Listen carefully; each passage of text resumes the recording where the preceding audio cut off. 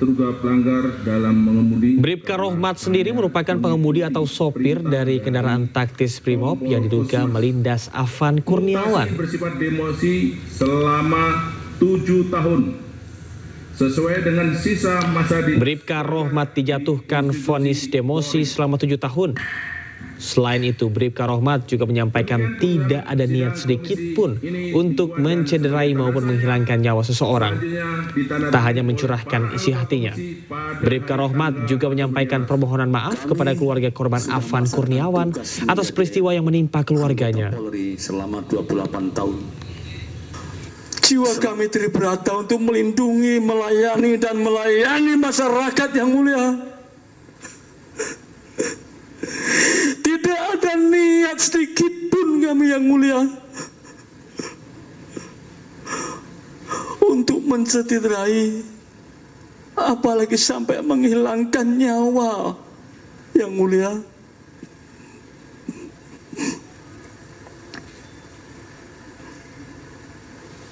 Dengan kejadian yang viral atas nama pribadi dan keluarga, dengan lubuk hati yang paling dalam, kami mohon kepada orang tua almarhum Afan Kurniawan dapat membukakan maaf karena kejadian tersebut. Saya sebagai Bayangkara Brimob, Bayangkara Polri hanya menjalankan tugas perintah pimpinan. Dan pemirsa, untuk informasi terkini terkait dengan sidang etik anggota Brimob penabrak Afan, sudah ada rekan jurnalis iNews Jessica Winoto di Mabes Polri. Jessica, bagaimanakah jalannya sidang etik hari ini?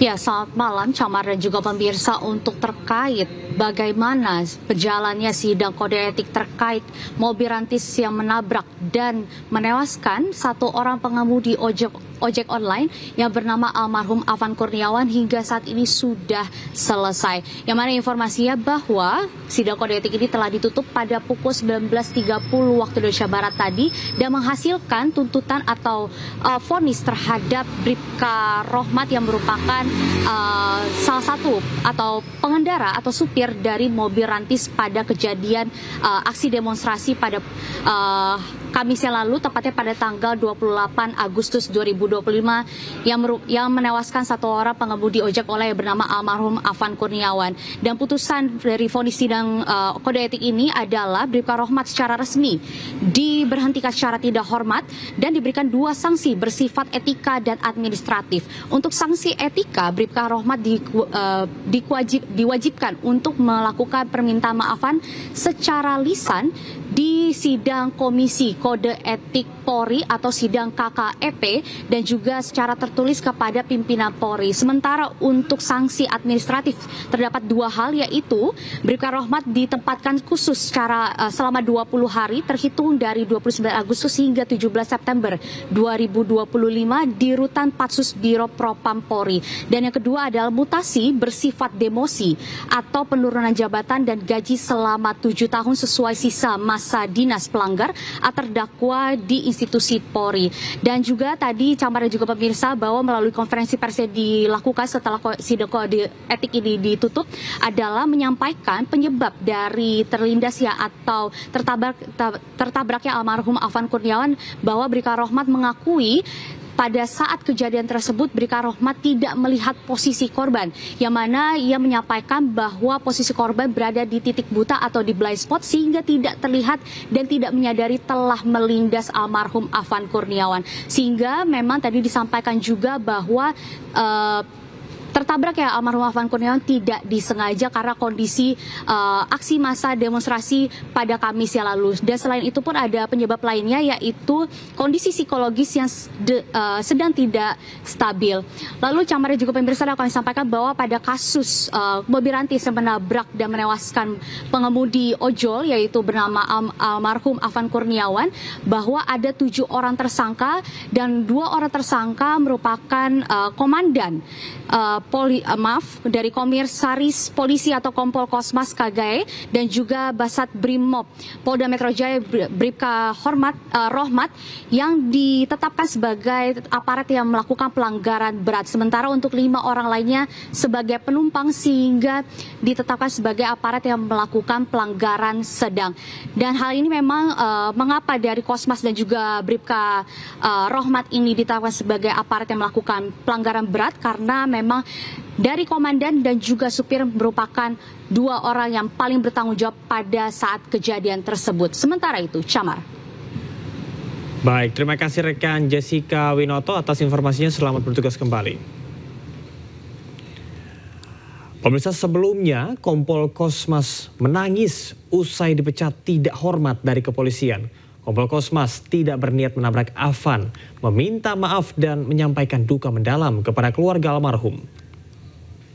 Tujuan kami hanya melaksanakan tugas, totalitas pengabdian kami kepada negara dan bangsa, menjaga ketertiban dan keselamatan. Tangis Kompol Kosmas pecah usai dipecat tidak dengan hormat dari kepolisian dalam sidang etik pada Rabu 3 September 2025. Danyon Resimen 4 Korps Brimob Kompol Kosmas KGAE terbukti melakukan pelanggaran berat dalam kematian driver ojek online Afan Kurniawan. Kompol Kosmas mengaku tidak memiliki niat untuk menabrak pengemudi ojol Afan Kurniawan. Kosmas pun meminta maaf dan sampaikan duka cita yang mendalam kepada keluarga almarhum Afan. Saya juga mau menyampaikan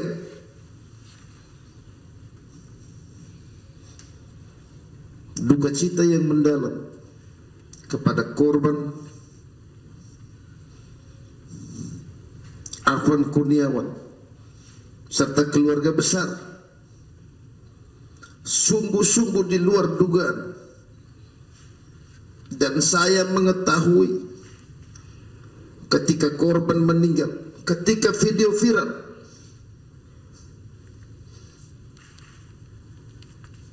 dan kami tidak mengetahui sama sekali pada peristiwa dan waktu yang kejadian tersebut.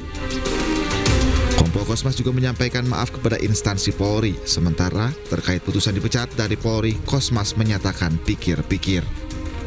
Tim Liputan iNews melaporkan. Kita ke informasi lainnya, pemirsa. Tokoh nasional yang tergabung dalam gerakan Nurani Bangsa menyampaikan pesan kebangsaan. Para tokoh berharap pemerintah mendengar 17+8 tuntutan rakyat.